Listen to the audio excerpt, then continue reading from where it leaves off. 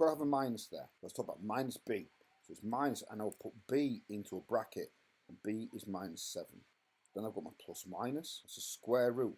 And I've got b again, so this I'm going to put minus 7, it's b squared. It's minus 7 in brackets squared.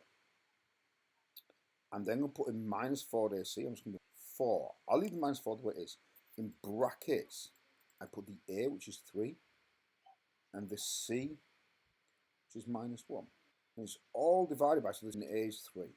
Let's simplify that. So we've got minus 7, minus times minus 7, and minus times minus is plus. So that's 7 plus minus root minus 7 squared. Minus 7 times minus 7 is 49. I've got two negatives, I've got minus and a minus, and everything's been multiplied. So that's going to be a positive. 4 times 3 times 1 is 12, divided by 2 times 3 is 6. I'm going to leave it there. From that point, the previous section that we've done thirds should be enough for you to simplify that down. 7. And I'm going to do a plus or a minus. I'm going to do a plus first. 49 add 12 is 61. So root 61 over 6. Can't simplify that any further.